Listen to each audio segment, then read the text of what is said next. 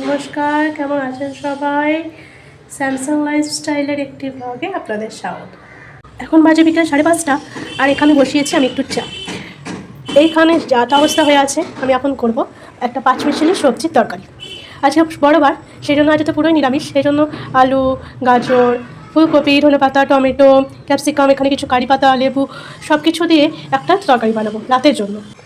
মোটামুটি সমস্ত গুঁড়ো মশলা, শুধু মিট মশলা, তারপর আদা রসুন বাটা এইসব বাদ দিয়ে, যেহেতু আছে নিরামিষ, পেঁয়াজ কিছু দিয়ে আমি কিছু গুঁড়ো মশলা দিয়ে এটা ফুটতে বসেছি। 2টো সিটি পড়বে, হয়ে যাবে। শেষে আমি অ্যাড করবো একটু লেবু, কুচিয়ে রাখা ধনে পাতাটা। 2 থেকে 3টে সিটি পড়বে, তারপর এটা কমপ্লিট। ততক্ষণ আমি চাটা খেয়ে আসি।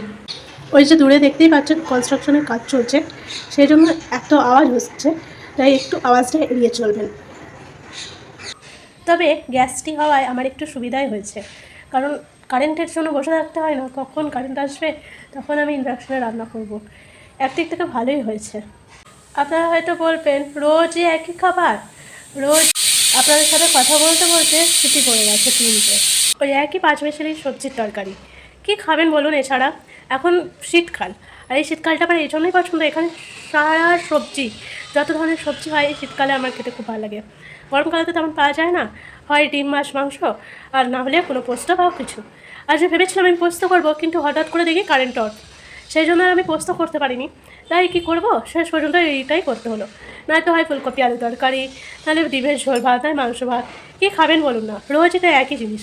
আমি এখানে ভাতটা বসিয়ে দিয়েছি, ব্যাস রাতের খাওয়ার চিন্তা শেষ।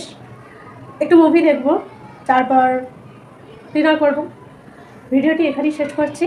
ভালো লাগলে একটা লাইক করবেন। ভিডিওটি কেমন লাগলো অবশ্যই কমেন্ট করে জানাবেন। পাশে থাকবেন, ভালো থাকবেন, সুস্থ থাকবেন। আজকের মতো টাটা, গুড নাইট।